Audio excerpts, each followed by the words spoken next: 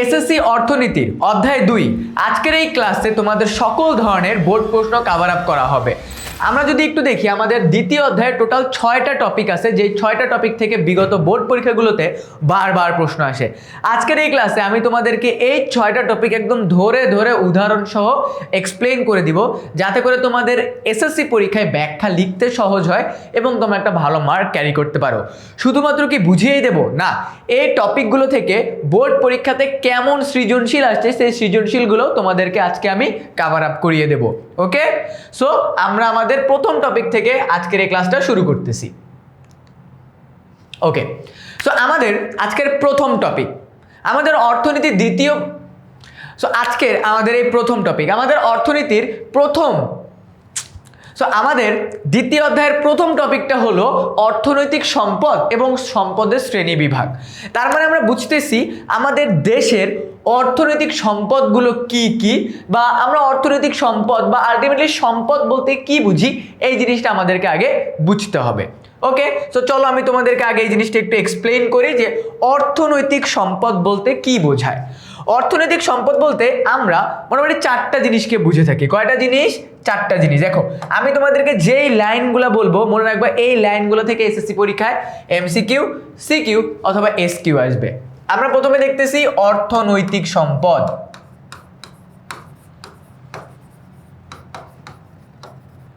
মনে রাখবা অর্থনৈতিক সম্পদ হলো 4টি। কয়টি? অর্থনৈতিক সম্পদ হলো 4টি।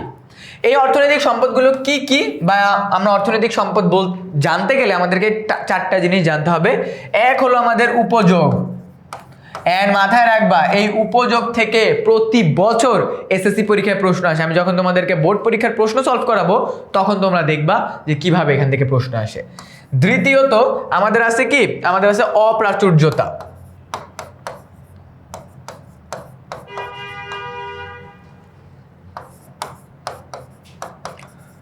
অপ্রাচুর্যতা।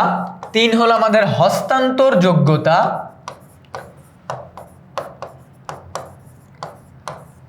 এন্ড 4 নম্বরে আমাদের আছে কি? বাহ্যিকতা।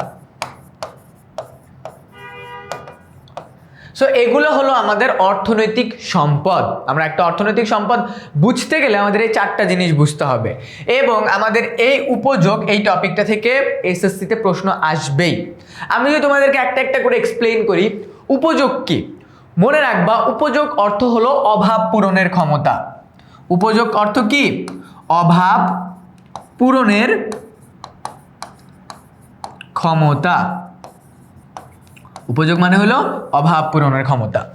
এক্সপ্লেইন করি, আমার কাছে এখন এই মাউসটা আছে, এই মাউসটা দিয়ে আমার কি অভাব পূরণ হচ্ছে? আমি এটা দিয়ে কম্পিউটারকে ভালোভাবে কন্ট্রোল করতে পারি। আবার যদি আমি বলি আমার কাছে এই স্লাইড চেঞ্জার আছে, যেটা দিয়ে আমি সুন্দরভাবে স্লাইড চেঞ্জ করতে পারি, তাই না?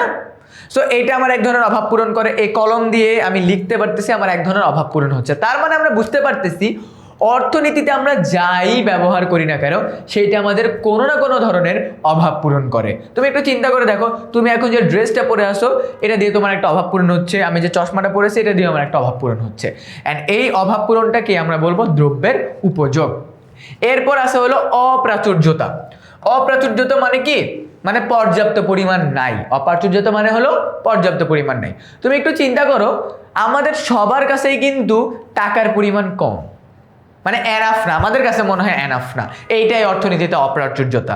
মানে আমরা চাইলেই সবকিছু অত্যাধিক পরিমাণে বাড়াইতে পারবো না, এইটাকে আমরা কি বলবো? অপ্রাচুর্যতা বলবো। এন্ড অর্থনীতিতে সবচেয়ে বড় সমস্যাই হইল এই অপ্রাচুর্যতা বা সীমিত সম্পদ। ওকে, এরপর আমাদের আছে হস্তান্তর যোগ্যতা। আমি আবারও এই মাউসের এক্সাম্পল দেই। আমি এই মাউসটা যখন দোকানে কিনতে গেছি, এটার আগের মালিক ছিল কে? দোকানদার। দোকানদারকে আমি টাকা দিলাম 1000 টাকা, দোকানদার আমাকে এই মাউসটা দিল। সো এই যে টাকা দিলাম, মাউস দিল, এইটাই হলো হস্তান্তর যোগ্যতা। তার মানে আমাদের প্রোডাক্ট বা অর্থনৈতিক সম্পদ এমন জিনিসই হইতে হবে যেটা ট্রান্সফারেবল, মানে কি করা যায়? একজন থেকে আরেকজন নিতে পারে। সো এটা হলো আমাদের হস্তান্তর যোগ্যতা। অ্যান্ড এরপরে আছে আমাদের কি? এরপরে আছে আমাদের বাহ্যিকতা। কারণ বাহ্যিকতা বলতে কি বোঝায়? বাহ্যিকতা বলতে বোঝায় আমরা যে প্রোডাক্টটা দেখতেছি এটা আমাদের দেখার ক্যাপাবিলিটি থাকতে হবে। দেখার ক্যাপাবিলিটি বলতে কি বোঝাচ্ছি? মানে আমরা একটা দ্রব্য কিনতেছি, ওটা যদি আমি ধরতে না পারি, ছুঁইতে না পারি, ওই প্রোডাক্ট সম্পর্কে যদি আমার জ্ঞান না থাকে, ওটা যদি আমি দেখার সুযোগ না থাকে, তাহলে কি আর হবে? আমি কি প্রোডাক্টটা কিনবো না। তার মানে অর্থনীতির সম্পদ হইতে হলে তাকে বাহ্যিকতা থাকতে হবে, তাকে ধরতে পারার ক্যাপাবিলিটি থাকতে হবে। আর একটা অর্থনৈতিক সম্পদ হইতে হলে তাকে এই 4টা জিনিসের সমন্বয়ে অর্থনৈতিক সম্পদ হইতে হবে। বুঝতে পারছো? আমাদের এখান থেকে ক মার্ক, খ মার্ক, ইভেন গ মার্কের প্রশ্ন আসতে পারে। আমি তোমাদেরকে টপিক বোঝাইতে আমি তারপর তোমাদেরকে এক্সপ্লেইন করে দেখাবো বোর্ড পরীক্ষার কোশ্চেন দিয়ে যে কিভাবে আমাদের এই জায়গাগুলো থেকে প্রশ্ন আসে। ওকে, আমাদের আবার পরের টপিকটা কি? আমাদের পরের টপিকটা হলো সম্পদের শ্রেণীবিভাগ বাকি আছে, যেখান থেকে প্রশ্ন আসবেই। এরপর আমরা দেখব সম্পদের শ্রেণীবিভাগ।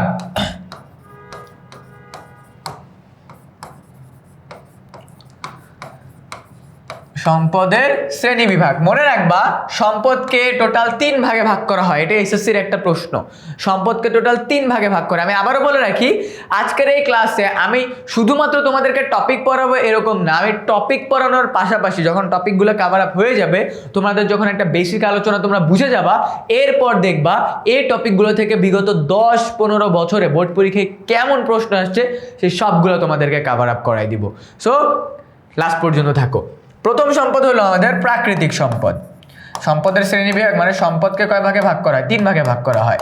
প্রথমটা হলো প্রাকৃতিক সম্পদ, এরপরে হলো আমাদের মানবিক সম্পদ মানে মানুষ সৃষ্ট সম্পদ, মানবিক সম্পদ, আর লাস্টলি উই হ্যাভ উৎপাদিত সম্পদ। তার মানে এমন কিছু যা আমরা উৎপাদন করছি এবং আমাদের সম্পদে রূপান্তর হয়ে গেছে। আমি যদি ব্রিফলি বলি, প্রাকৃতিক সম্পদ কি? যেসব সম্পদগুলো আমরা প্রকৃতি থেকে পাই তাকে আমরা বলবো প্রাকৃতিক সম্পদ, যেমন আলো, বাতাস, মাটি, পানি, বায়ু, এই সবগুলো আমাদের প্রাকৃতিক সম্পদ। মানবীয় সম্পদ কি? রাস্তাঘাট, ব্রিজ, তারপর হলো তোমার বিভিন্ন ধরনের সেতু, এগুলো কি আমাদের মানবিক সম্পদ, তার মানে মানুষ সৃষ্ট সম্পদ। আর উৎপাদিত সম্পদ কি? আমরা প্রকৃতি থেকে যেসব কাঁচামালগুলো পাই ওগুলো ব্যবহার করে আমরা যখন কোনো একটা দ্রব্য বা প্রোডাক্ট উৎপাদন করি, ওইটা আমাদের হয় কি? ওইটা আমাদের হয় হলো উৎপাদিত সম্পদ, মানে আমরা ওটাকে মেক করছি। অ্যান্ড আলটিমেটলি এই 3টাই হলো আমাদের সম্পদের শ্রেণীবিভাগ। আই গেস তোমরা বুঝতে পারছো। ওকে, এবার আমি যদি তোমাদেরকে দেখাই, দেখো আমাদের কিন্তু ইতোমধ্যে এই টপিকটা ডান। কালারটা কেন এরকম হয়ে গেল? আমাদের কিন্তু ইতোমধ্যে এই টপিকটা ডান করে ফেলছি আমরা। এরপরে আমরা দেখব দ্রব্য। মনে রাখবে এই দ্রব্য থেকে প্রশ্ন আসবেই, এই দ্রব্য থেকে আমাদের প্রশ্ন আসবেই। সো আমরা এবার দ্রব্য নিয়ে যদি একটু আলোচনা করি, অর্থনীতিতে কেমন ক্যাটাগরির দ্রব্য আছে আমরা এবার সেটা দেখব। অর্থনীতিতে ডিফারেন্ট ক্যাটাগরির দ্রব্য আছে, এই দ্রব্যগুলো আমাদেরকে বুঝতে হবে, ভালোভাবে বুঝতে হবে। আমি উদাহরণ সহ তোমাদেরকে বুঝিয়ে দেব। অর্থনীতিতে দ্রব্য, আমি যদি এটাকে সেন্টারে রাখি এবং আশেপাশে যদি আমি অনেকগুলা দ্রব্যের নাম লিখে দেই, তাহলে তোমাদের জন্য ইজিয়ার হবে বুঝতে। অনেক ক্যাটাগরির দ্রব্য আছে, দেখি সবগুলো আমি এখানে আটাইতে পারি নাকি বা কেটার করতে পারি নাকি, দেখি এখানে। ওকে, এখানে মনে হয় আরো একটা দেয়া যাবে। ঠিক আছে, আমাদের প্রথম দ্রব্যটা হইল অবাধলভ্য দ্রব্য। কি দ্রব্য? অবাধলভ্য দ্রব্য। অবাধলভ্য আমি সবগুলো এক্সপ্লেন করে দিব। অবাধলভ্য দ্রব্য, অবাধলভ্য দ্রব্য মানে হইল যেসব দ্রব্য আমরা বিনামূল্যে পাই। যেসব দ্রব্য আমরা কি পাই? বিনামূল্যে পাই যেসব দ্রব্য, সেগুলোকে আমরা কি বলবো? অবাধলভ্য দ্রব্য বলবো। তার মানে আমাদের এখানে লিখতে হবে কি, ছোট করে আমি লিখে দিতেছি বিনামূল্যে। এখন বিনামূল্যে আমরা কি পাই?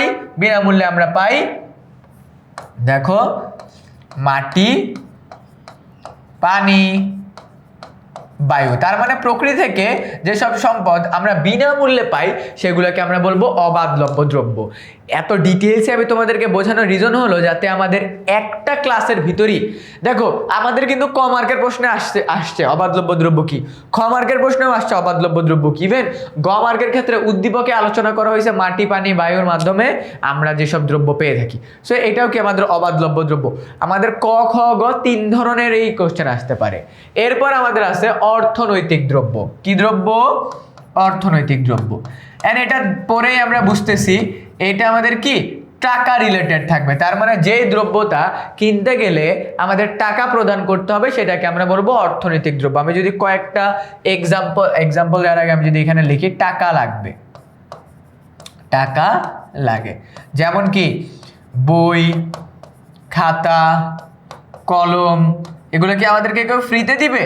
দিবে না, এগুলো কিন্তু আমাদেরকে টাকা প্রয়োজন হবে। সো আমরা দুইটা দ্রব্য বুঝে গেলাম, অবাধলব্য দ্রব্য, এরপর হলো অর্থনৈতিক দ্রব্য। এরপর আমাদের আছে ভোগ্য দ্রব্য। কি দ্রব্য? ভোগ্য দ্রব্য। এটা আমাদেরকে একটু বুঝতে হবে। ভোগ্য দ্রব্য হলো যেগুলোর উপযোগ নিঃশেষ হয়, লাইনটা মনে রাখো, যেগুলার উপযোগ নিঃশেষ হয়। উপযোগ কি হয়? নিঃশেষ হয়। এখন উপযোগ নিঃশেষ হওয়া মানে কি? আমরা একটু আগে পড়ছি না উপযোগ, তার মানে অভাব পূরণের ক্ষমতা। আমরা ভোগ্যদ্রব্য এমন দ্রব্য যেগুলো ইউজ করতে করতে করতে করতে এগুলোর আর জীবনে কিছু বাকি নেই, আমরা সব কিছু ইউজ করে ফেলছি এইটার। এমন প্রোডাক্টগুলো কি কি? এমন প্রোডাক্টগুলো হলো বস্ত্র। তুমি মনে করো যে ড্রেসটা পরছো, এটা পড়তে পড়তে পড়তে পড়তে যতক্ষণ পর্যন্ত তোমার মন তৃপ্তি না পাচ্ছ, মানে ওইটার উপযোগ একদম শেষ না হচ্ছে, ততক্ষণ পর্যন্ত কিন্তু আমরা ওই ড্রেসটা পরি। অথবা হলো গাড়ি। থিঙ্ক অ্যাবাউট ইট, আমরা আমাদের লাইফে যে গাড়িটা কিনি ওইটাকে আমরা মানে যতদিন পর্যন্ত পসিবল আমরা চালাই, তারপরে আমরা বিক্রি করি না। মনে করো তোমার লাইফের প্রথম সাইকেল, অনেক আছে সাইকেল কিনো নাই, বাট যারা কিনছো তারা রিলেট করতে পারবা। তো ওই সাইকেলটা তুমি যতদিন তোমার ইচ্ছা হয়েছে তুমি চালাইছো, এরপরে বিক্রি করে দিছো যখন আর তোমার চালানোর ইচ্ছা নেই, তার মানে উপযোগ নিঃশেষ হয়ে গেছে। 3টা দ্রব্য আমরা বুঝে ফেললাম, আমাদের ভোগ্য দ্রব্য, অবাধলব্য দ্রব্য, আর একটা হলো আমাদের অর্থনৈতিক দ্রব্য। এরপরেরটায় আমরা যাচ্ছি, এটা হলো আমাদের স্থায়ী দ্রব্য। কি দ্রব্য? স্থায়ী দ্রব্য। এখন এই স্থায়ী দ্রব্য বলতে কি বোঝায়? স্থায়ী দ্রব্য বলতে এমন জিনিস যেগুলো অনেক লং, মানে 20-30 বছর ধরে আমরা ইউজ করি। আমরা একটা গাড়ি সচরাচর ইউজ করি 20-30 বছর ধরে, বাড়ি ইউজ করি 20-30 বছর ধরে। তার মানে এমন জিনিস যেগুলো আমরা অনেক লং টার্ম ধরে ইউজ করি। এবং আমাদের আছে কি জমি, তার মানে বাড়ি, গাড়ি, জমি বা এমন জিনিসপত্র যেগুলো আমরা একটা লম্বা সময় ধরে ইউজ করি, সেটাকে আমরা বলবো স্থায়ী দ্রব্য। এরপরে আমাদের আছে কি অস্থায়ী দ্রব্য। এরপরে আমাদের কি আছে? অস্থায়ী দ্রব্য আছে। সো অস্থায়ী দ্রব্য হলো এমন দ্রব্য যেগুলো আমরা অনেক কম সময় ব্যবহার করি, অনেক কম সময়। যেমন কি? যেমন মনে করো আছে তরকারি। যেমন কি তরকারি কি কেউ 2 বছর, 20 বছর, 30 বছর রাখা দেয়? রাখা দেয় না, এটা কম সময় রাখে। ঠিক আছে, কাঁচা সবজি বা তরকারি, এটা হলো আমাদের অস্থায়ী দ্রব্য। এরপরে যদি আমি যাই, এরপর আমাদের আছে কি মধ্যবর্তী দ্রব্য। কি দ্রব্য? মধ্যবর্তী দ্রব্য। আমি এখানে কয়েকটা তীরচিহ্ন একটু মুছে দিই, তাহলে দেখতে একটু ইজিয়ার হবে আমাদের জন্য। হ্যাঁ, কয়েকটা তীরচিহ্ন একটু মুছে দিই। ওকে,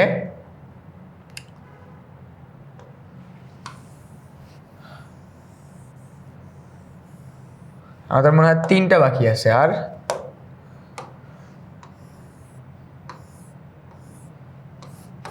1, 2, 3। ওকে, আমাদের এবার আছে কি মধ্যবর্তী দ্রব্য। খেয়াল করো, মধ্যবর্তী, তার মানে আমরা বুঝতেছি এই মধ্যবর্তী দ্রব্য হলো যেটা মাঝখানে থাকে। সো মাঝখানে কি থাকে? আমরা কোনো একটা কিছু উৎপাদন করতে গেলাম, তার মাঝখানে আমাদেরকে ব্যবহার করতে হয়েছে। সো মধ্যবর্তী দ্রব্য হলো কি জানো? রসগোল্লা বানাতে গিয়ে রসগোল্লা বানানোর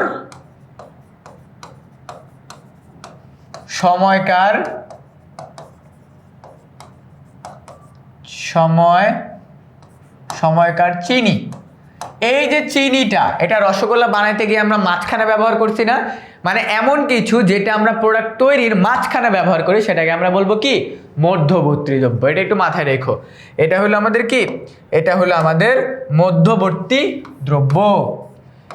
এরপরে আমাদের কি আছে, মধ্যবর্তী দ্রব্যের পরে আমাদের আছে কি, আমাদের আর দুইটা দ্রব্য আছে, একটা হলো চূড়ান্ত দ্রব্য, চূড়ান্ত দ্রব্য তার মানে এমন প্রোডাক্ট যেটা ডিরেক্ট ভোক্তা ব্যবহার করতে পারে, এমন প্রোডাক্ট যেটা ভোক্তা একদম ডিরেক্ট ব্যবহার করতে পারে, যেমন হলো আমাদের পাউরুটি।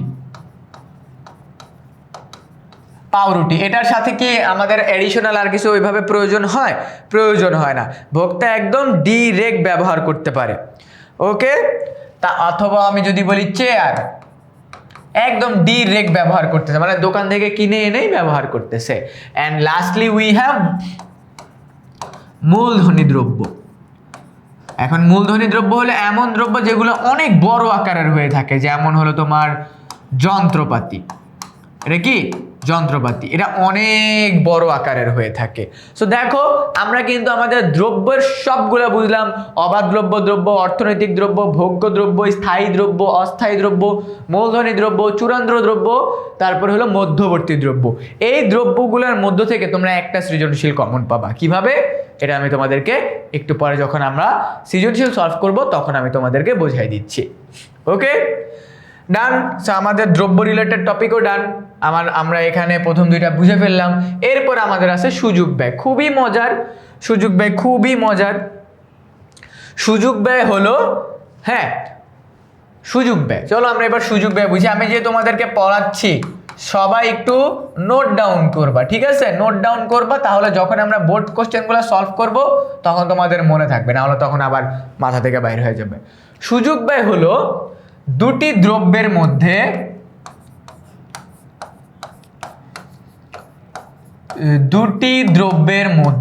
মনে করো তোমার কাছে দুইটা দ্রব্য আছে এক্স আর ওয়াই, দুইটা দ্রব্যের মধ্যে একটি নির্বাচন বা গ্রহণ করলে, মনে করো দুইটার মধ্যে তুমি একটা গ্রহণ করলে অপরটি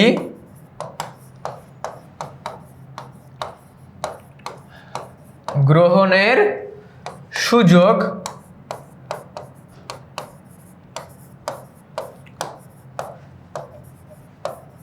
ত্যাগ করতে হয়, যাকে সুযোগ ব্যয় বলে। সুযোগ ব্যয় বলে। তার মানে আমরা বুঝতেছি তোমার কাছে দুইটা প্রোডাক্ট আছে। ফর এক্সাম্পল মনে করো তোমার কাছে এই মাউসটা কেনার সুযোগ আছে, অথবা মনে করো তোমার কাছে এই পানির বোতলটা কেনার সুযোগ আছে। এখন তুমি এইটা চুজ করলে এটা চুজ করতে পারবা না, আবার এইটা চুজ করলে তুমি এইটা চুজ করতে পারবা না। দুইটার মধ্যে যে কোনো একটাকেই পিক করতে হবে, কারণ তোমার কাছে কি সম্পদ বা টাকা লিমিটেড। এটা চুজ করলে এটা ছেড়ে দিছো, এটা চুজ করলে এটা ছেড়ে দিছো, এটাই হলো সুযোগ ব্যয়। ওকে, আই গেস তুমি বুঝতে পারছো যে সুযোগ ব্যয় বলতে ভাইয়া তোমাদেরকে কি বোঝাইছি। ঠিক আছে, এখন কথা হলো সুযোগ ব্যয় থেকে তোমাদের বইয়ের ভিতরে যে ম্যাথগুলো আছে, বা ম্যাথ না চিত্র, ওটা থেকে কখনো প্রশ্ন ওইভাবে আসে নাই। আমি যখন তোমাদেরকে বোর্ড কোশ্চেন সলভ করাবো তখনই তুমি বুঝতে পারবা। জাস্ট কনসেপ্টের জন্য তুমি এটা জেনে রাখো যে হ্যাঁ সুযোগ ব্যয় নামে একটা টপিক আছে। ডান। এরপরে তোমাদের আরো একটা টপিক আছে যেটাকে বলা হয় চয়ন। চয়নের আরো একটা নাম আছে, সেটা কি জানো? চয়ন বা নির্বাচন। চয়ন বা কি নির্বাচন, এটা সুযোগ ব্যয়ের সাথেই জড়িত, একই কথা। মনে করো বা আমি তোমাদেরকে এক্সপ্লেনই করতেছি চয়ন কি। চয়ন মানে হলো তোমার কাছে দ্রব্য এক্স ও ওয়াই আছে। এখন তুমি যদি এক্স দ্রব্য শুধুমাত্র উৎপাদন করো তাহলে তুমি 120 একক উৎপাদন করতে পারবা। মনে করো তুমি একটা চকলেট কিনতেছো, এক্স নামক একটা চকলেট, এটা যদি তুমি কিনো তাহলে তোমার কাছে যত টাকা আছে ওটা দিয়ে 120টা চকলেট কিনতে পারবা। আবার যদি তুমি শুধু ওয়াই নামক চকলেট কিনো তাহলে তুমি 190টা চকলেট কিনতে পারবা। 190টা চকলেট কিনতে পারবা। এখন তোমার কাছে সিদ্ধান্ত, তুমি কোন চকলেটটা কিনবা। তুমি কি শুধু এক্স চকলেট কিনবা, তুমি কি শুধু ওয়াই চকলেট কিনবা, নাকি তুমি দুইটাকে মিক্স করে তুমি টোটাল 100টা চকলেট কিনবা। দুইটাকে মিক্স করে, যেখানে এখান থেকে 50 থাকবে, এখান থেকে 50 থাকবে। It's up to you.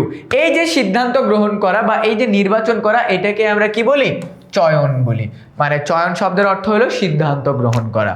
চয়ন শব্দের অর্থ কি মনে রাখবা? চয়ন শব্দের অর্থ হলো তোমার সিদ্ধান্ত গ্রহণ করা। সিদ্ধান্ত গ্রহণ করা। এই চয়ন থেকেও কিন্তু আমাদের প্রশ্ন আসছে। সো চয়ন শব্দের অর্থ কি? আমাদের সিদ্ধান্ত গ্রহণ। আমাদের এই টপিকটাও ডান হয়ে গেল। এরপরে সবচেয়ে গুরুত্বপূর্ণ আয়, সঞ্চয় এবং বিনিয়োগ কি? আয়, সঞ্চয় এবং বিনিয়োগ কি? এখান থেকে কিন্তু খুব মজার, খুব প্রতি বছর প্রশ্ন আসতেছে। এই টপিকটা অনেক মজার। আমি তোমাদের এক্সাম্পল দিয়ে বোঝাবো। এখন আমি যে চিত্রটা আঁকবো, এই চিত্র থেকে হুবহু বোর্ড পরীক্ষা সৃজনশীল আসছে। খেয়াল করো চিত্রটা দেখতে। ওকে, আমি আঁকতেছি কেন? আমার কাছে তো বৃত্ত অলরেডি আছেই। ওকে, সো আমাদের মনে করো এটা কি, এটা একটা বৃত্ত দেয়া আছে। পরীক্ষায় কিভাবে প্রশ্ন আসছে আমি তোমাদেরকে বলি। পরীক্ষায় প্রশ্ন আসছে, ওকে আচ্ছা, এখান থেকে আমি এই পর্যন্ত দিলাম, আবার এখান থেকে আমি আরেকটা নিব, এখান থেকে। কি অবস্থা! ইয়েস, না এটা নিবই না। এখান থেকে এতটুকু নিলাম।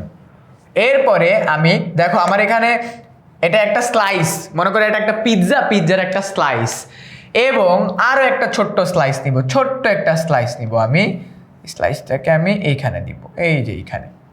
এখন আগে বলতে ভাইয়া আপনি কি পাগল টাগল হয়ে গেলেন, এগুলো কি আঁকতেছেন? এবার আমি তোমাদেরকে বলি কি আঁকতেছি। আমরা আঁকতেছি আয়, বিনিয়োগ এবং সঞ্চয়। আয়, বিনিয়োগ এবং কি, এবং হলো সঞ্চয়। ঠিক আছে, আয়, বিনিয়োগ, সঞ্চয়, এবং আমাদের আরো একটা জিনিস আছে, সেটা হলো ভোগ। সেটা হলো কি? ভোগ। এখন কথা হলো, আমি যদি তোমাদেরকে এক্সপ্লেইন করি, দেখো একজন ব্যক্তির, মনে করো তোমার ফ্যামিলি বা আমার ফ্যামিলির প্রতি মাসে আয় করে 1 লাখ টাকা। কত টাকা? 1 লাখ টাকা আমার ফ্যামিলি প্রতি মাসে আয় করে। আয় করার পরে আমার ফ্যামিলি প্রতি মাসে ভোগ করে বা খরচ করে। ভোগ মানে হলো খরচ করা। আমার ফ্যামিলি প্রতি মাসে খরচ করে হলো 70,000 টাকা। কত টাকা? 70,000 টাকা খরচ করে। এইবার তাহলে কোশ্চেন হইল, আমার ফ্যামিলি সঞ্চয় করে কত টাকা? সিম্পল হিসাব না? আমার ফ্যামিলি সঞ্চয় করে কত টাকা? 30,000 টাকা। ওকে, অথবা এই যে 30,000 টাকা যে সঞ্চয় করতেছে, এটার ফিগারটা আমরা এখানে বসাবো। দেখো, তার মানে এই টোটাল বৃত্তটাকে আমরা ধরতে পারি কি 1 লাখ টাকা, বা টোটাল বৃত্তটা কি? আয়ের বৃত্ত। কিসের বৃত্ত? আয়। এই টোটালটা কি? আয়। এই আয়ের মধ্যে মেজরিটি হলো ভোগ। মেজরিটি কি? ভোগ, কারণ এই যে 70% ভোগ। ওকে, আবার আমি যদি বলি এই সঞ্চয়ের মধ্যে আবার একটা পার্সেন্টেজ আছে কি, যেটা সে বিনিয়োগ করে, মানে ভবিষ্যতে কোনো একটা প্রজেক্টে কাজে লাগায়। ভবিষ্যতে কি করে? কোনো একটা প্রজেক্টে কাজে লাগায়। সো আমি যদি এখানে এটাকে বলি সঞ্চয়,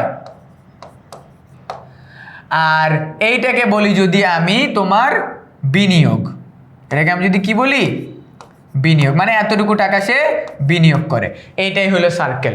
মানে একটা ফ্যামিলিতে সে কতটুকু টাকা আয় করে, কতটুকু টাকা ভোগ করে, কতটুকু টাকা সঞ্চয় করে, কতটুকু টাকা বিনিয়োগ করে।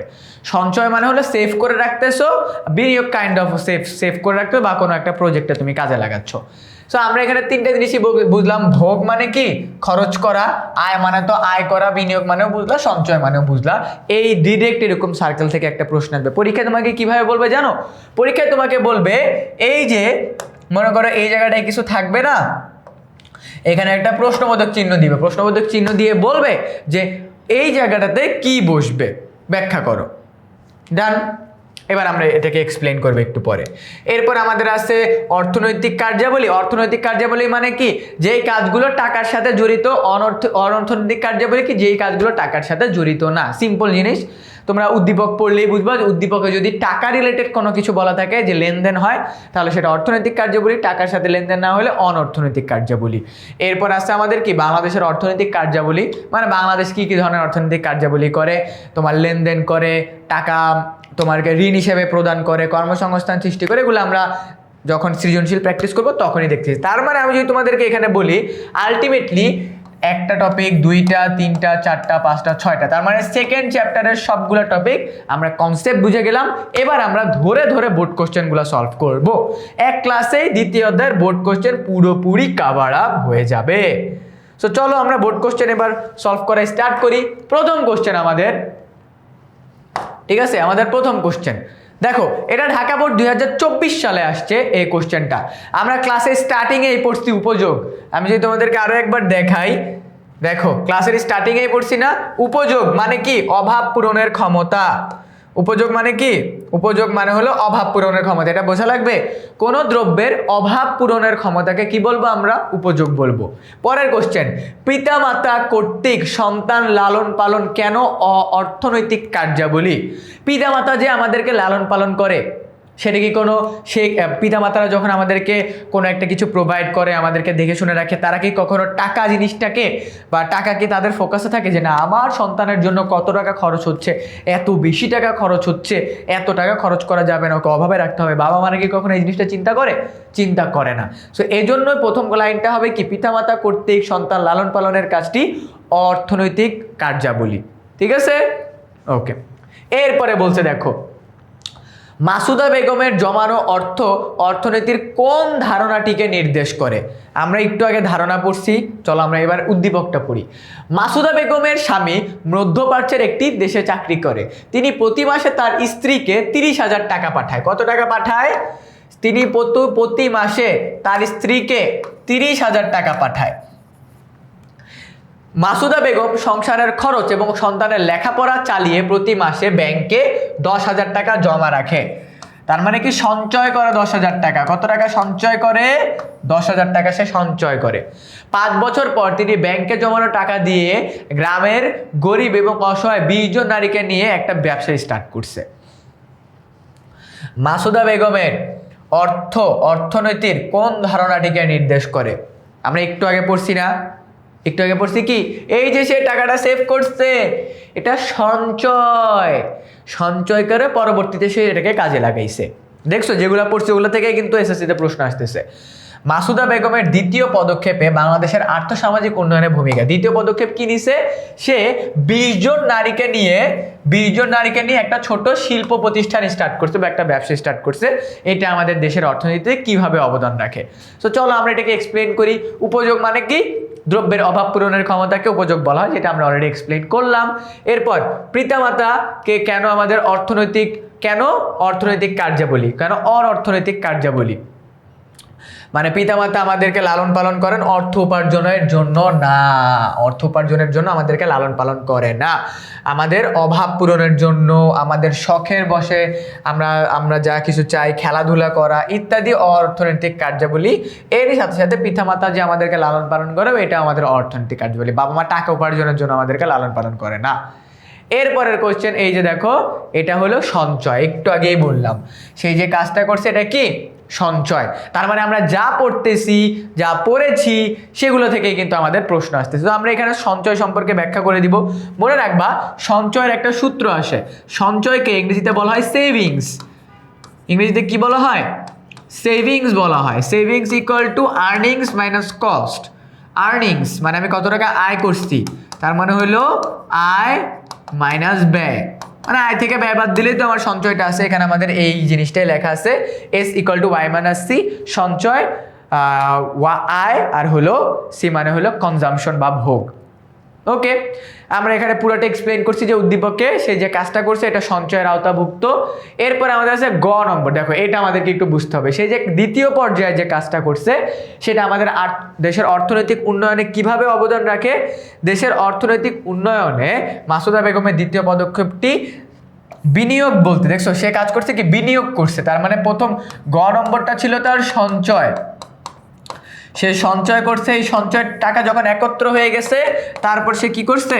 তারপর সে করছে হইলো তোমার বিনিয়োগ। সো এই যে বিনিয়োগ করলো, এই জিনিসটা আমাদেরকে উল্লেখ করতে হবে যে দ্বিতীয় কাজটা হলো বিনিয়োগ। এবার আমাকে বিনিয়োগ সম্পর্কে আমি এক্সপ্লেন করে দিব যে সে 10,000 টাকা করে জমিয়ে 5 বছরে সে কত টাকা জমাইছে। তোমরা চাইলে এরকম ক্যালকুলেশনও দেখাইতে পারো, এবং ক্যালকুলেশনে দেখায় তার বিনিয়োগের কাজটা কিভাবে দেশের অবদান রাখবে। দেশের জন্য এই 20 জন গরিব তোমার নারীর কর্মসংস্থানের সৃষ্টি হলো, এই 20 জন এখন টাকা পয়সা আর্ন করতে পারবে, এই টাকাটা দিয়ে সে দেশের জন্য কি সে তার নিজের প্রয়োজনের জন্য যখন কিছু কিনবে ওই টাকাটা দেশে আসতেছে, তার মানে এটা দিয়ে দেশের উন্নয়ন হচ্ছে।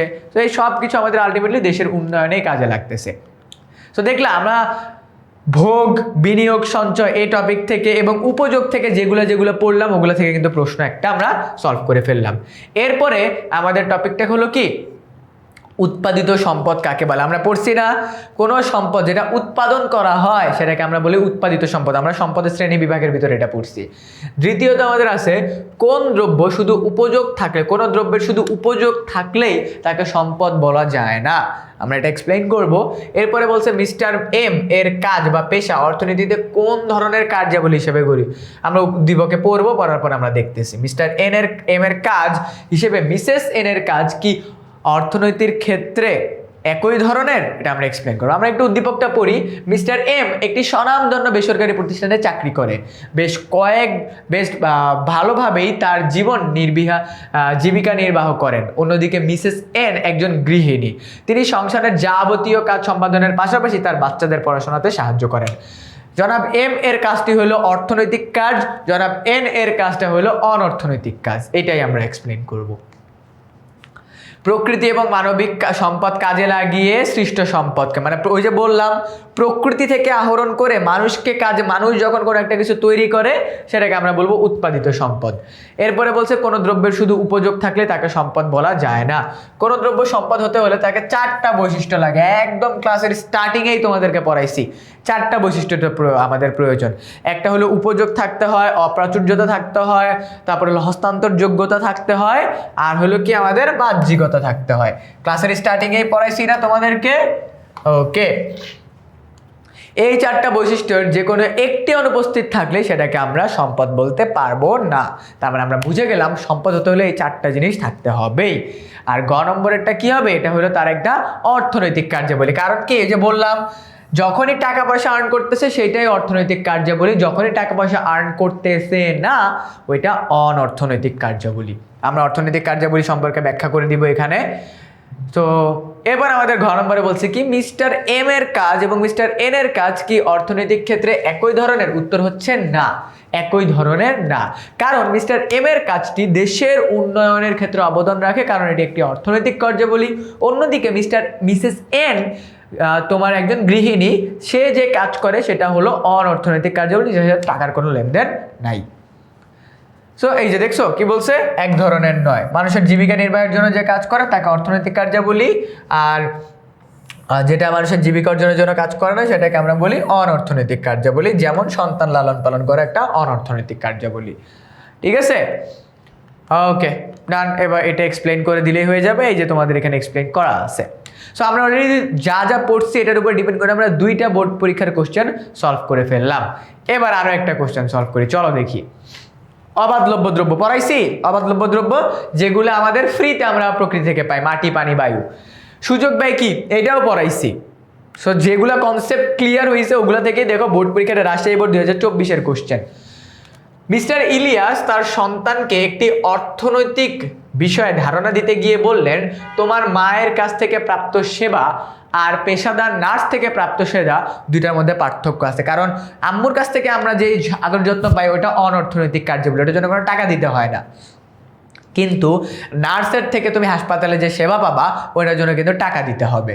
অপরদিকে তিনি তার সন্তানকে জানান যে বাংলাদেশের মানুষ কর্মসংস্থানের দিক থেকে পৃথিবীর সবচেয়ে বড় খাত হলো দেশের শ্রম শক্তির প্রায় 60.1% মানুষ শ্রমিক হিসাবে নিয়োজিত, মানে আমাদের দেশের এত % মানুষ শ্রমিক। উদ্দীপকের প্রথম অংশে ইঙ্গিতকৃত বিষয়গুলোর বৈশিষ্ট্য কি, একটা হলো অর্থনৈতিক কার্যাবলী আর একটা অনর্থনৈতিক কার্যাবলী, ওইটা এক্সপ্লেন করতে হবে। দ্বিতীয়ত বলছে দ্বিতীয় অংশে ইঙ্গিতকৃত খাত বাংলাদেশের প্রধান অর্থনৈতিক সম্পদ, তার মানে কি তৈরি পোশাক।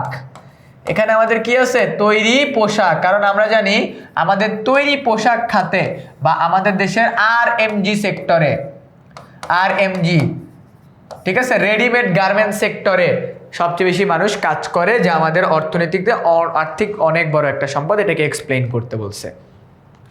অবাধলব্য দ্রব্য কি, যেসব দ্রব্য বিনামূল্য পাওয়া যায়। তোমরা এখানে যেমন লিখে দিবা, হ্যাঁ এক্সামের টাইমে তোমরা যেমন লিখে দিবা, মাটি, পানি, বায়ু, এগুলো আমরা বিনামূল্যে পেয়ে থাকি। এগুলো এক্সপ্লেন করে দিলেই হয়ে যাবে। সুযোগ ব্যয় কি? আমি যেটা তোমাদেরকে পড়াইছি, কোনো একটি জিনিসে অন্যটি ত্যাগ করতে হয়। একটি জিনিস গ্রহণ করলে অন্যটি কি করতে হয়? ত্যাগকৃত হয়। ত্যাগকৃত পরিমাণটিকে আমরা বলবো সুযোগ ব্যয়। ওই যে মাউস গ্রহণ করছো, পানির বোতল ছেড়ে দিছো, পানির বোতল, মাউসের সুযোগ ব্যয় হলো পানির বোতল। আবার পানির বোতল গ্রহণ করছো, মাউস ছেড়ে দিছো, মানে মাউস কিনো নাই, তার মানে হলো পানির বোতলের সুযোগ ব্যয় হলো মাউসটা।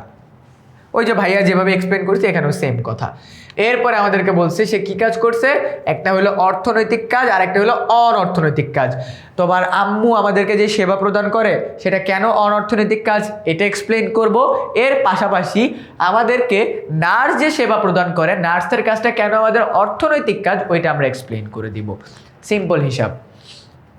ঘ নম্বর আমাদেরকে কি বলছে, হ্যাঁ দ্বিতীয় অংশে যেটা আমাদের আছে কি কৃষি খাত। দ্বিতীয় অংশে কি আছে আমাদের কৃষি খাত। আবার আমরা তৈরি পোশাকও বলতে পারি, কারণ শ্রমিক। এই মেইন কথা দেখো, এখানে কোশ্চেনটা আমাদেরকে কি বলছে, উক্তিটি বিশ্লেষণ করে মতামত দাও। তুমি তোমার মতামত দিবা। এখানে শ্রমিক, ঠিক আছে, এখানে শ্রমিক কাজ করে, এটাও তুমি এক্সপ্লেন করতে পারো যে আমাদের দেশে শিল্প খাতে সবচেয়ে বেশি শ্রমিক কাজ করে, সেটাও তুমি এক্সপ্লেন করো। মেন কথা তোমার উত্তরের সাপেক্ষে যুক্তি দিতে হবে। মনে রাখবা অর্থনীতিতে মানে এইরকম ঘ মার্কের কোশ্চেনের ক্ষেত্রে তোমাকে যখন বলবে উত্তরের সাপেক্ষে যুক্তি দাও অথবা তোমার মতামত দাও, তুমি যেটা অ্যাকুরেটলি লজিক্যাল ওয়েতে নিজের মতো করে এক্সপ্লেন করতে পারবা, টিচার ওইটাকেই রাইট ধরে নিবে। কারণ এটা তোমার এটা লজিক্যাল বেস কোশ্চেন। যেমন এখানে বলছে এটা কৃষি খাত, হ্যাঁ ধরে নিচ্ছি মানুষের কর্মসংস্থানের দিক দিয়ে সবচেয়ে বড় খাত, এটাও হইতে পারে। তারপরে হলো তোমার কৃষিকাজটাকে এক্সপ্লেন করে দিবা। আমি আবারও বলতেছি এটা নিজের মতো করে ব্যাখ্যা করবো। উক্তিটি বিশ্লেষণ করে মতামত দাও, ঠিক আছে। জমির উর্বরতা, অনুকূল আবহাওয়া, এগুলো আমাদের দেশে মানে আমাদের দেশের ক্ষেত্রে কেন কৃষি খাত কাজ করে তুমি এখানে লিখতে পারো। বাংলাদেশের প্রায় 80% মানুষের আয় রোজগারের অংশ হলো কৃষি। এই কৃষিকে ব্যবহার করে মানুষ সবচেয়ে বেশি তোমার কর্মসংস্থান সৃষ্টি হচ্ছে। এভাবে করে তুমি কৃষি কীভাবে বাংলাদেশে কাজ করতেছো এটা এক্সপ্লেন করে দিলেই হয়ে যাবে। ডান, আমাদের 3টা সৃজনশীল আমরা ইতিমধ্যে সলভ করে ফেললাম। এবার আমরা যাচ্ছি 4 নম্বর, এটা দিনাজপুর বোর্ড 2024-এর সৃজনশীল। ওকে, প্রাকৃতিক সম্পদ কি? প্রকৃতি থেকে আমরা যে সম্পদ পাই একটু আগেই পড়াইছি। সঞ্চয় এবং বিনিয়োগের মধ্যে সম্পর্ক কি? সঞ্চয় শর্ট টার্মে মানে অল্প সময় মানুষ সঞ্চয় করে, আর এই সঞ্চয়ের টাকা একত্র করতে করতে করতে করতে মানুষ যা বিনিয়োগ করে। আমি তোমাকে দুইটাই বোঝাই দিছি। এই দেখো বারবার কিন্তু একই জিনিস আসতেছে, অর্থনৈতিক কার্যাবলী, অনর্থনৈতিক কার্যাবলী, অর্থনৈতিক কার্যাবলী, অনর্থনৈতিক কার্যাবলী। সো তুমি কিন্তু অলরেডি বুঝে গেছো। আমরা কিন্তু এখন পর্যন্ত যে 4টা সৃজনশীল সলভ করতেছি সবগুলোতেই কিন্তু উদ্দীপকে অর্থনৈতিক কার্যাবলী, অনর্থনৈতিক কার্যাবলী এই জায়গাগুলো থেকে আসতেছে। তার মানে আমাদের এই জায়গা থেকে একটা প্রশ্ন এবার আসতে পারে। ওকে, মিসেস আমিনা একটি বেসরকারি কোম্পানিতে ভালো বেতনে চাকরি করে, অর্থনৈতিক কার্যাবলী। বাসায় এসে সন্তানের লেখাপড়ায় সাহায্য করে, এটা অনর্থনৈতিক কার্যাবলী। সংসারের পাশাপাশি সংসারের অন্যান্য কাজও করেন। অন্যদিকে তার বোন রোজিনা কোনো চাকরি করে না, মানে অনর্থনৈতিক কাজ করে, শুধুমাত্র বাচ্চাদের দেখাশোনা করে। উদ্দীপকে আমিনার কাজটি কি? আমিনার কাজটি হলো অর্থনৈতিক কার্যাবলী। রোজিনার কাজটি কাজকে অর্থনৈতিক কাজ বলা যাবে না, কারণ অনর্থনৈতিক কাজ। এবং অনর্থনৈতিক কাজ কি? যেটার মাধ্যমে কোনো উপার্জন হয় না। বাচ্চা দেখাশোনার মাধ্যমে কোনো উপার্জন হয় না। সো একটা হলো অর্থনৈতিক কার্যাবলী আর একটা হলো অনর্থনৈতিক কার্যাবলী, যেটা অলরেডি অনেকবার এক্সপ্লেন করছি, আর এক্সপ্লেন করতেছি না যেহেতু রিপিটেডলি এগুলো কোশ্চেন আমাদের আসতেছে। ওকে, যে সঞ্চয় বিনিয়োগের মধ্যে পার্থক্য আমরা ক্লাসের ভিতরে পড়াই দিছি। এই যে একটা হলো অর্থনৈতিক কাজ আর একটা হলো অনর্থনৈতিক কাজ, দুইটাই এক্সপ্লেন করে দিচ্ছে এখানে। যেহেতু আমাদের রিপিটেড আসতেছে আমরা এগুলা আর দেখতেছি না। এবার আমাদের পরের কোশ্চেন দেখো, আমার মনে হচ্ছে এইখানেও সেম কাজ। কুমিল্লা বোর্ড 2024, সঞ্চয় কাকে বলে? জানি আমরা সবাই, অলরেডি বলে দিছি। অনর্থনৈতিক কাজ বলতে কি? অর্থনৈতিক কাজ বলতে যে কাজের সাথে টাকা উপার্জন জড়িত তাকে আমরা অর্থনৈতিক কাজ বলে থাকি। রানার পা উপহারটি অর্থনীতিতে কোন ধরনের দ্রব্য? ওকে, তো এবার দ্রব্য থেকে প্রশ্ন। তার মানে আমাদের যে যে ধরনের দ্রব্যর ক্যাটাগরি আছে আমাদের ওইখান থেকে বুঝতে হবে। রানার লেখা কবিতা সাপ্তাহিক পত্রিকায় প্রকাশিত হওয়ায় বন্ধুরা তার অনেক প্রশংসা করলো। রানার বাবাও খুব খুশি হলো এবং তাকে একটি নতুন ড্রেস কিনে দিল। এতে রানা আনন্দিত হলো।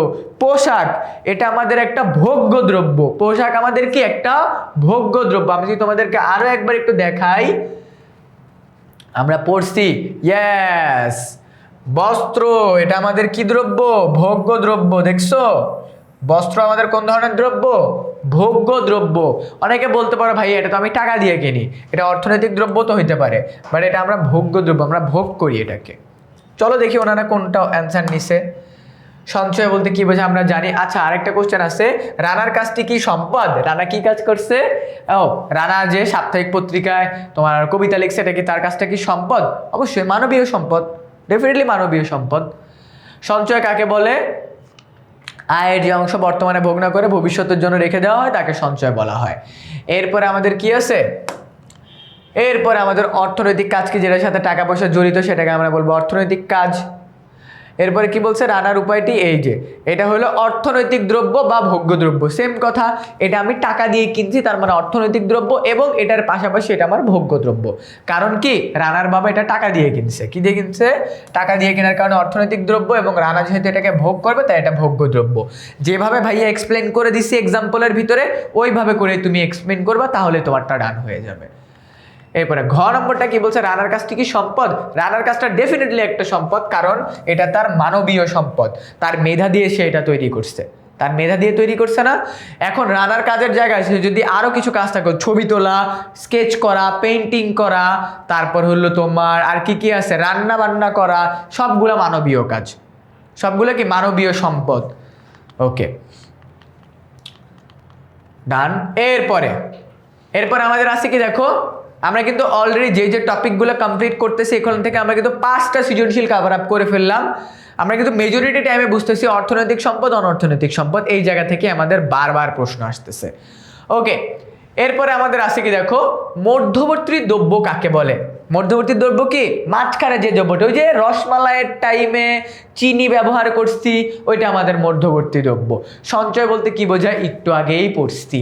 তারপর হলো উদ্দীপকের কয়ের ছকের দ্রব্যগুলো কি কি? গম, ধান, গম, ডাল, আলু, পাট, রেশম। এগুলো আমাদের কি? এগুলো আমাদের অর্থনৈতিক দ্রব্যও আমরা বলতে পারি। হ্যাঁ, আবার দেখো এগুলো কি একটা লম্বা সময় পর পচে যায় না? হ্যাঁ, এগুলাকে আমরা কি অস্থায়ী দ্রব্যও বলতে পারি। আচ্ছা, এপাশে দেখি, এপাশে আমাদের কি আছে? উদ্দীপকের বি সম্পদগুলো দেশের অর্থ, হ্যাঁ, কারণ এগুলো আমাদের খনিজ সম্পদ। খনিজ সম্পদ দেশের অর্থনীতিতে অবদান রাখে অবশ্যই। চলো আমরা দেখি মধ্যবর্তী দ্রব্য কাকে বলে? যে দ্রব্য ভোগের জন্য ব্যবহার না, উৎপাদনের উপকরণ হিসেবে ব্যবহার করা হয়। সঞ্চয় বলতে কি বোঝায়? অনেকবার পড়াইছি, তাই আর দেখাচ্ছি না। আর কয়ের দ্রব্যগুলো কি? কৃষি সম্পদ, এগুলো কৃষিকাজে ব্যবহার করা হয়, কৃষি সম্পদ। অথবা তুমি বলতে পারো আমাদের যে দ্রব্যের ক্যাটাগরি আছে, আচ্ছা আমাদের এখানে এই যে দ্রব্য, আমাদেরকে যদি বলতো কোশ্চেনে যেটা কোন ধরনের দ্রব্য, তাহলে আমরা ওই দ্রব্যের ক্যাটাগরিতে চলে যেতাম, তাহলে হয়তো অর্থনৈতিক দ্রব্য। যদি এখানে আমাদের বলছে কোন ধরনের সম্পদ, তাহলে আমরা বলবো কি? কৃষি সম্পদ। সো আমাদের কৃষি সম্পদ কেন? এগুলো আমাদের দেশের কৃষকদের তোমার কি করে? কৃষক উৎপাদন করে, এটা চট্টগ্রাম বোর্ড 2024-এর কোশ্চেন। এরপরে হলো এটা আমাদের খনিজ সম্পদ। সো খনিজ সম্পদ সম্পর্কে ব্যাখ্যা করে দিব কেন এটা আমাদের দেশের অর্থনৈতিক উন্নয়নে অবদান রাখে। সো এটা আমাদের যে খনি থেকে যে সম্পদগুলো আহরণ করা হয় তাকে খনিজ সম্পদ বলা হয়। প্রাকৃতিক গ্যাস, চুনা পাথর, এখানে যা যা আছে এই সবগুলো হলো আমাদের কি? খনিজ সম্পদ। এরপরে আমাদের 7 নম্বর সৃজনশীলে যদি আমরা চলে যাই, মেশিন ক্রয় অর্থনীতিতে কোন ধরনের প্রতিফলন ঘটেছে? মেশিন ক্রয়ের মাধ্যমে, নতুন মেশিন ক্রয় আর মারিয়ার শেষ উক্তিটি কোন ধরনের অর্থনৈতিক কাজ তা চিহ্নিত করো। তার মানে আবার অর্থনৈতিক কাজ। চূড়ান্ত দ্রব্য কি? যে দ্রব্য ভোক্তা সরাসরি ব্যবহার করতে পারে তাকে চূড়ান্ত দ্রব্য। কৃষি বহির্ভূত অর্থনৈতিক কাজ বলতে কি বোঝায়? কৃষি বহির্ভূত অর্থনৈতিক কাজ কি? মানে যেটা কৃষি কাজের বাইরে। মারিয়া একজন সফল উদ্যোক্তা, সে তার বুটিক শপ থেকে প্রতি মাসে প্রায় 40,000 টাকা আয় করে। পরিবারের বিভিন্ন কাজে ব্যয় করার পর বাকি টাকা সে ব্যাংকে জমা রাখে। ব্যাংকে জমা রাখা হলো সঞ্চয়। এই জমানো টাকা দিয়ে সে 6টি সেলাই মেশিন কিনে, যেটা হলো একটা বিনিয়োগ, যেখানে কিছু মহিলা কাজ করছে। তার মানে তার প্রথম কাজ মেশিন ক্রয়ের কাজ। ঠিক আছে, নতুন মেশিন ক্রয়ের কাজটি কোন ধারণার সাথে প্রতিফলন? এটা হলো বিনিয়োগ। এটা হলো বিনিয়োগ, সে বিনিয়োগ করছে। নতুন মেশিন ক্রয় মানে কি? সে বিনিয়োগ করছে। আর লাস্টেরটা সে কি করছে? কোন ধরনের অর্থনৈতিক কাজ? এটা হলো দেশের মারিয়ার শেষোক্ত কাজটি। শেষোক্ত কাজ কি? দেশের উন্নয়নমূলক কাজ, দেশের আর্থসামাজিক উন্নয়নমূলক কাজ। তো আমরা একটু দেখি, চূড়ান্ত দ্রব্য মানে কি? যে দ্রব্য উৎপাদনের পর সরাসরি ব্যবহার করা যায়। কৃষি বহির্ভূত অর্থনৈতিক সম্পদ বলতে কি বোঝায়? যেটা কৃষিকাজের বাইরে। ঠিক আছে, এরপরে মারিয়ার কাজটি কি? মারিয়ার কাজটি হলো বিনিয়োগ। এর কাজটি কি বিনিয়োগ, একটু আগেই বলে দিছি সঞ্চয়, বিনিয়োগ, ভোগ, তারপর হইলো তোমার আয়, এগুলা থেকে প্রশ্ন আসবেই। মারিয়ার কাজ, শেষের কাজটি কোন ধরনের কাজ? সেবা সংক্রান্ত অর্থনৈতিক কাজ, সেবা সংক্রান্ত অর্থনৈতিক কাজ। আর সে কি করছে? কিছু মানুষকে শ্রমিক পোশাক তৈরির কাজ করে, তার মানে সে তোমার গরিব যে মহিলারা আছে তাদেরকে নিয়ে সে তার কাজটা স্টার্ট করতেছে। সো এটা হলো সেবা সংক্রান্ত অর্থনৈতিক কাজ, মানে আলটিমেটলি অর্থনৈতিকই কাজ। তার মানে আমরা বুঝতেছি অর্থনৈতিক কার্য বলি এই যে একটু আগে পড়াইছি না, একটু আগে পড়াইছি, কিন্তু এই পুরাটা হইলো আয়, মেজরিটি যদি হয় ভোগ। এই তোমার প্রশ্নবোধক চিহ্নিত জায়গায় কি বুঝবে? দেখো যেইটা পড়াইছি একদম অ্যাকুরেটলি, যেইটা পড়াইছি ওইটাই আসছে। এই যে আমি এটা একটু আগে ক্লাসের স্টার্টিংয়ে এক্সপ্লেন করলাম, এই পুরাটা হলো আয়, মেজরিটি হলো ভোগ, আর এর পাশে কি হবে? এটা হবে আমাদের সঞ্চয়। ইয়াপ, সঞ্চয়। আর বি টেবিলে কি বলছে? দেশের বিভিন্ন অঞ্চলে বিভিন্ন ধরনের পশু পাখি পাওয়া যায়, এরা পরিবেশের ভারসাম্য রক্ষা করে। কি বলছে দেখি, সম্পদ কাকে বলে? আমরা জানি এটা সম্পদ কি। নদীর পানিকে অবাধলব্য দ্রব্য বলা হয় কেন? কারণ নদীর পানির কে নেওয়ার জন্য আমাদেরকে টাকা পয়সা দিতে হয় না। টেবিল এ এর হ্যাঁ প্রশ্নবোধক চিহ্নিত জায়গায় কি বসবে? সঞ্চয় বসবে। টেবিল বি এ বর্ণিত সম্পদটি মানে হলো এটা আমাদের প্রাকৃতিক সম্পদ, ওটা আমাদের প্রাকৃতিক সম্পদ কিভাবে আমাদের অর্থনৈতিক আর্থসামাজিক উন্নয়নে অবদান রাখে। সম্পদ কাকে বলে? সম্পদ বলতে বোঝায় যেসব দ্রব্য সামগ্রীর উপযোগিতা, মানে ওই চারটা জিনিস আছে, যে চারটা আমাদের বলছিলাম ক্লাসের স্টার্টিংয়ে। নদীর পানিকে কেন অবাধলব্য সম্পদ বলা হয়? কারণ নদীর পানি বিনামূল্যে পাওয়া যায়, জন্য তাকে অবাধলব্য বলা হয়। এটা হলো কি আমাদের সঞ্চয়, পড়াইছিলাম। ওকে, ঠিক আছে। আর মনে রাখবা, অনেক মাসের সঞ্চয় একত্র করে আমরা বিনিয়োগ করি, অনেক মাসের সঞ্চয় একত্র করে আমরা কি করি? বিনিয়োগ করি। এরপর আমাদের আছে কি ঘ নম্বর প্রশ্ন, বি হলো আমাদের প্রাকৃতিক সম্পদ বা প্রাণী। প্রাকৃতিক সম্পদের ভিতরে আবার স্পেসিফিক কোন ধরনের সম্পদ? প্রাণী সম্পদ। এরা আমাদের অর্থনৈতিক উন্নয়নে বা আর্থসামাজিক উন্নয়নে সহায়তা করে। উত্তর হচ্ছে হ্যাঁ, কারণ যারা যারা এই আমাদের প্রাণী সম্পদগুলোকে লালন পালন করে তারা সেগুলোকে বিক্রি করে স্বাবলম্বী হইতে পারে। তারপর হলো তারা নিজের আত্মকর্মসংস্থানের সৃষ্টি করতে পারে এবং যা দেশের আর্থ ও সামাজিক উন্নয়নে অবদান রাখে। দেখতেছো?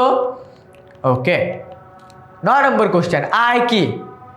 আয় হইলো তোমার প্রতি মাসে যে অর্থ উপার্জন করা হয় তাকে আমরা আয় বলি। তারপর হলো বোতলবন্দি পানিকে সম্পদ বলা হয় কেন? বোতলবন্দি পানি কি? মানে আমাদের এই যে বোতলবন্দি পানি, এই পানিটা যদি আমি দোকান থেকে কিনি এটাকে কি বলা হবে? সম্পদ বলা হবে। কিন্তু নদীর পানিকে কিন্তু অবাধলব্য দ্রব্য বলা হবে। এটা আমাদের প্রাকৃতিক, এটা আমাদের বোতলবন্দি পানিকে সম্পদ বলা হয় কেন? কারণ কি? কারণ এটা আমরা টাকা দিয়ে কিনতে হচ্ছে, জন্য আমাদের অর্থনৈতিক সম্পদ এটা। এরপর আছে কি উদ্দীপকে উল্লেখিত বিষয়টি অর্থনীতির কোন ধারণার সাথে সম্পর্কযুক্ত? চলো আমরা উদ্দীপকে চলে যাই। সেজান সাহেব মালামাল সংরক্ষণের জন্য সদরঘাট থেকে একটি গুদাম ঘরে আছে, কিন্তু তিনি যদি এটাকে আলু সংরক্ষণ করে রাখেন, এটাতে আলু সংরক্ষণ করে রাখেন তাহলে পেঁয়াজ সংরক্ষণ করতে পারবে না, আবার পেঁয়াজ সংরক্ষণ করে রাখলে আলু সংরক্ষণ করতে পারবে না। এবার তিনি চিন্তা করেন ঘরটিকে অর্ধেক অংশে আলু এবং অর্ধেক অংশে, এইটা অর্থনীতিতে চয়ন, এইটা অর্থনীতিতে চয়ন পড়াইছিলাম, চয়ন পড়াইছিলাম। চয়ন মানে কি? সিদ্ধান্ত গ্রহণ। সে কি আলু নিবে, সে কি তার গুদামে আলু রাখবে নাকি পেঁয়াজ রাখবে, নাকি কি পেঁয়াজ রাখবে, এই সিদ্ধান্ত গ্রহণ করে সে কি করছে? হাফ হাফ করছে। এটাকে আমরা কি বলতেছি? এটাকে আমরা বলতেছি হইলো আমাদের চয়ন। উদ্দীপকে উল্লেখিত সেজান সাহেবের সিদ্ধান্ত গ্রহণের যৌক্তিকতা, কারণ সে সিদ্ধান্ত গ্রহণ করে অর্ধেক অর্ধেক করছে। এটা আমাদের এক্সপ্লেন করে দিব। আয় কি? যেগুলোর মাধ্যমে নির্দিষ্ট পরিমাণ অর্থ পাওয়া যায় তাকে আমরা বলে থাকি আয়। বোতলবন্দি পানিকে সম্পদ বলা হয় কেন? সম্পদ হওয়ার সবগুলো বৈশিষ্ট্য বিদ্যমান থাকায়, আমরা সম্পদ হতে হলে চারটা জিনিস প্রয়োজন। ওই চারটা জিনিস বোতলবন্দি পানির ভিতরে আছে, যেমন উপযোগ আছে, অপ্রাচুর্যতা। উপযোগ মানে কি? আমরা যখন বাইরে যাই তখন আমাদের এই পানিটা প্রয়োজন। অপ্রাচুর্যতা, চাইলেই আমরা অফুরন্ত পানি পাবো না। হস্তান্তরযোগ্যতা, দোকানে গিয়ে কিনতে হয়। বাহ্যিকতা মানে বোতলটা দেখা যায়। সুযোগ ব্যয় বা চয়ন, সুযোগ ব্যয় বা চয়নের সাথে সম্পর্কযুক্ত। সুযোগ ব্যয় বা চয়ন, ঠিক আছে, দুইটাই বলতে পারি আমরা। এরপরে আছে আমাদের কি সিদ্ধান্ত গ্রহণের যৌক্তিকতা, তার সিদ্ধান্ত গ্রহণটার যৌক্তিক। সো এইখানে সে একটা ভারসাম্যপূর্ণ সিদ্ধান্ত নিছে যে সে কতটুকু জমা রাখবে, সে কি পুরাটা আলুর জন্য রাখবে নাকি পুরাটা পেঁয়াজের জন্য রাখবে, একটা ভারসাম্যপূর্ণ সিদ্ধান্ত নিছে। অ্যান্ড এই নির্বাচন সিদ্ধান্তকে আমরা সুযোগ ব্যয়ের পরবর্তীতে যেটা আছে সুযোগ ব্যয়ের চয়ন কিন্তু কাইন্ড অফ সেম, একই কথা। সো তো আমরা এখানে এটা লিখতে পারি যেটা আমি তোমাদেরকে এক্সপ্লেন করছি। অ্যান্ড মনে রাখবা এটা ঢাকা বোর্ড 2023 সালের প্রশ্ন। তার মানে কিন্তু আমরা ইতোমধ্যে একটা পুরো বছরের বোর্ড পরীক্ষার কোশ্চেন কাভার আপ করে ফেলছি। কিভাবে? আমরা গত 8টা সৃজনশীল কাভার আপের মাধ্যমে তোমার 2024 সালের সবগুলো বোর্ডের কোশ্চেন কাভার আপ করে ফেলছি, এবং আমরা বুঝতে পারলাম যে আমাদের এই চ্যাপ্টার থেকে অর্থনৈতিক কার্যাবলী বা নাকি অনর্থনৈতিক কার্যাবলী এই জায়গা থেকে আমাদের প্রশ্ন আসবে। সো আলটিমেটলি কিন্তু আমরা যে টপিক কাভার আপ করছি, আমাদের দ্রব্য থেকে প্রশ্ন পাইছি আমরা, তারপর হলো আমরা তোমার সম্পদের শ্রেণী বিভাগ থেকে প্রশ্ন পাইছি, তারপর হলো আমরা তোমার সুযোগ ব্যয় বা চয়ন এখান থেকেও এই যে কোশ্চেনটা পাইলাম। সো আলটিমেটলি আমরা যে টপিকগুলো পড়লাম, যেটা আমি তোমাদেরকে ক্লাসের স্টার্টিংয়েই বলছি যে আমাদের এই টপিকগুলো থেকে বিগত বছরগুলোতে কিন্তু বারবার প্রশ্ন আসে, এটাই কিন্তু প্রুভেন, অলরেডি কিন্তু এটা প্রুভ হয়ে গেল। ওকে, সো আমরা আরও 2-3টা সৃজনশীল একটু কমপ্লিট করি। ওকে, এই চ্যাপ্টার থেকে ঢাকা বোর্ডে আরও একটা সৃজনশীল আছে 2023 সালে। উপযোগ কাকে বলে? উপযোগ মানে হলো অভাব পূরণের ক্ষমতা। সঞ্চয় বলতে কি বোঝায়? যেটা আমরা আমাদের আয় থেকে খরচগুলো বা ভোগ বাদ দিলে যেটাকে পাই সেটাকে আমরা বলি সঞ্চয়। দৃশ্যকল্প 1-এ ক ব্যক্তির কাজটি কোন ধরনের অর্থনৈতিক কাজ? চলো দেখি। ক ব্যক্তি একটি পোশাক তৈরির কারখানায় কাজ করে, যেখানে তিনি বিভিন্ন ডিজাইনের শার্ট প্যান্ট সব বিভিন্ন সুন্দর সুন্দর পোশাক তৈরি করে। দৃশ্যকল্প 2, খ ব্যক্তি গ্রামে বাস করে, যেখানে তিনি বিভিন্ন শাকসবজি শাকসবজি সহ পশুপালন ও মাছ চাষ করেন। সো আমরা প্রথমটা দেখি, দৃশ্যকল্প 1। দৃশ্যকল্প 1-এ উল্লেখিত ক ব্যক্তির কাজ হলো অর্থনৈতিক কার্যাবলীর অন্তর্ভুক্ত। ঠিক আছে, কোন অর্থনৈতিক কার্যাবলীর অন্তর্ভুক্ত এটা আমরা দেখব। উপযোগ মানে হলো অভাব পূরণের ক্ষমতা। তারপর হলো সঞ্চয় বলতে আমরা কি বুঝি? সঞ্চয় বলতে আমরা বুঝি কি ভবিষ্যতের জন্য জমা করাকে আমরা সঞ্চয় বলে থাকি। দৃশ্যকল্প 1-এর কাজটি কি? এটা হলো একটা অর্থনৈতিক কাজ। দেখছো, শিল্প সংক্রান্ত অর্থনৈতিক কাজ, কারণ সে কি টাকা পয়সা আর্ন করতেছে। আমরা সেম যা যা বললাম অর্থনৈতিক কাজ ওগুলোকে এক্সপ্লেন করে দিব। আর ঘ নম্বরটা কি? ঘ নম্বরটা হলো তোমার, যেহেতু সে এটাও অর্থনৈতিক কাজ কিন্তু এটা কৃষি এবং প্রাণী সম্পদজনিত, প্রাণীজ সম্পদজনিত। মনে রাখবা, যখনই আমাদের এই শাকসবজি পশুপালন কথা আসবে সেটাও অর্থনৈতিক কাজ, কিন্তু সেটা আমাদের কৃষি ও প্রাণী সম্পদ সম্পর্কিত অর্থনৈতিক কাজ। ওকে, এরপরে এই কোশ্চেনটা আমরা একটু দেখি। সো দেখো এখানে কি প্রয়োজন মেটানোর ক্ষমতা। আমরা প্রয়োজন মেটানোর ক্ষমতা দেখে বুঝলাম এটাকে আমরা বলবো উপযোগ। পরিমাণ অপর্যাপ্ত তার মানে অপ্রাচুর্যতা। আর একজন ব্যক্তির কাছে বিক্রি করা যায়, আমি ক্লাসের স্টার্টিংয়েই বলছি। এটার সাথে দেখো তো কোনো কিছুর মিল পাচ্ছ নাকি? দেখো তো এটার সাথে কি মিল আছে না? এই চারটার মধ্যে কি মিল আছে না? মানুষের ভিতরগত গুণ নয়, মানুষের ভিতরগত গুণ নয়, মানুষের ভিতরের গুণ না, বাইরের গুণ। বাইরের গুণ মানে বাহ্যিকতা। তার মানে এটা সম্পদের কি একটা অর্থনৈতিক সম্পদ হইতে হলে এই 4টা জিনিস থাকতে হবে। এখানে কি আছে? এখানে কি আছে? 27 জায়গায় পাওয়া গেছে জ্বালানি হিসাবে ব্যবহৃত, বিদ্যুৎ তৈরিতে লাগে খনিজ সম্পদ। ওকে, অবাধলব্য দ্রব্য কি? আবার সেম কথা, এটা পড়াইছি, যে দ্রব্য বিনামূল্যে পাওয়া যায়, মাটি পানি বায়ু। তারপর হলো কাপড় তৈরিতে সুতা কি ধরনের দ্রব্য? কাপড় তৈরি করতে সুতা, এটা আমাদের মধ্যবর্তী দ্রব্য। ওকে, এরপর হলো উদ্দীপকে ক কোন ধারণাকে নির্দেশ করে? অর্থনৈতিক সম্পদকে নির্দেশ করে। কোন দেশের অর্থনীতিতে ছক খ এর নির্দেশিত বিষয়গুলো গুরুত্ব? ডেফিনেটলি খনিজ সম্পদের অনেক গুরুত্ব আছে। অবাধলব্য দ্রব্য মাটি পানি বায়ু, শেষ। এরপর আমাদের কি আছে? কাপড় তৈরিতে সুতা কি ধরনের দ্রব্য? এই যে বলে দিছি, মধ্যবর্তী দ্রব্য। ঠিক আছে, কারণ এটা মাঝখানে ব্যবহার করা হয়। আর এরপরে কি? এটা আমাদের হলো অর্থনৈতিক সম্পদ। এটা আমাদের কি সম্পদ? অর্থনৈতিক সম্পদ। দেখছো কেমন প্যাচ দিয়ে আমাদেরকে কোশ্চেন দিতে পারে। ওকে, সো এটা ময়মনসিংহ বোর্ড 2023 সালের কোশ্চেন। আর ঘ নম্বরটাতে আমরা একটু দেখি। ঘ নম্বরটা আমাদের বলছে এটা কি? এটা হলো প্রাকৃতিক গ্যাস যা আমাদের খনিজ সম্পদ, আলটিমেটলি যা আমাদের কি খনিজ সম্পদ। এবার আমরা খনিজ সম্পদ সম্পর্কে ব্যাখ্যা করে দিলে আমাদের হয়ে গেছে। আমরা কিন্তু এখন পর্যন্ত যে 11টা সৃজনশীল কাভার আপ করলাম, এই 11টা সৃজনশীলেই আমাদের এটা প্রুভেন যে আমরা যে টপিক, আমি আজকের ক্লাসে তোমাদেরকে যে টপিক আগে ক্লাসের স্টার্টিংয়ে পড়াইলাম বা যে টপিক তোমাদেরকে বোঝালাম, ওই টপিকগুলো থেকেই কিন্তু আমাদের সেকেন্ড চ্যাপ্টারের বোর্ড পরীক্ষা বিগত সবগুলো বছরে এখান থেকেই প্রশ্ন আসছে। এবং আজকে ক্লাসের স্টার্টিং লাস্টের দিকে আমি তোমাদেরকে আবারও মনে করাই দিব কোন কোন টপিক থেকে আমাদের বারবার প্রশ্ন আসতেছে। ওকে, সো আমরা আরও একটা সৃজনশীল কাভার আপ করি। ময়মনসিংহ বোর্ড 2023, রাজন তার কথার মাধ্যমে সহজেই মানুষকে উদ্বুদ্ধ করতে পারেন, মানুষকে সংগঠিত করার দক্ষতা তার অপরিসীম। দেশের বিভিন্ন স্থান থেকে আসা মালামাল সংরক্ষণের জন্য খুলনায় তার একটি ঘর আছে, যেখানে মানে যেটাকে গুদাম ঘর বলি, এখান থেকে তার কর্মচারীরা তার কথা মতো দেশের বিভিন্ন স্থানে মালামাল পাঠায়। দ্রব্য কি আমরা জানি। শিক্ষা প্রতিষ্ঠান কোন ধরনের সম্পদ? কোন ধরনের সম্পদ? সেবামূলক প্রতিষ্ঠান। তারপরে হলো রাজনের খুলনার ঘরটি অর্থনীতিতে কি ধরনের দ্রব্য? ওকে, এটাও দেখতেছি। চলো আমরা প্রথমে দেখি দ্রব্য কি। আমরা জানি উপযোগ আছে তাই দ্রব্য। শিক্ষা প্রতিষ্ঠান হলো আমাদের উৎপাদিত সম্পদ, কারণ এটা তৈরি করে এবং এটা সেবা প্রদান করে থাকে। আর রাজন খুলনার যে ঘরটি আছে সেটা কি মূলধনী দ্রব্য, কারণ বাড়ি। কেমন দ্রব্য? বাড়ি, তার জায়গা, এটা আমাদের স্থায়ীও কিন্তু। ঠিক আছে, আমরা এটাকে স্থায়ী দ্রব্যও বলতে পারি, মূলধনী দ্রব্যও বলতে পারি, কারণ একটা লম্বা সময় আমাদেরকে সাহায্য করে এটা। এরপরে আমাদের কি আছে ঘ নম্বরে? রাজনের গুণাবলী কি ধরনের সম্পদ? এটা হলো আমাদের কি অর্থনীতির ভাষায় সম্পদ নয়, কারণ রাজন যে কাজটা করে না, রাজনের গুণাবলী অর্থনীতিতে সম্পদ না। কারণ আমরা অর্থনৈতিক সম্পদ হইতে হলে তাকে প্রাকৃতিক সম্পদ, মানবীয় সম্পদ মানে কিছু মানুষ ক্ষেত্রে তৈরি করতে হবে, অথবা উৎপাদিত সম্পদ হইতে হবে। কিন্তু এখানে রাজন যে কাজটা করছে, সে কি করছে?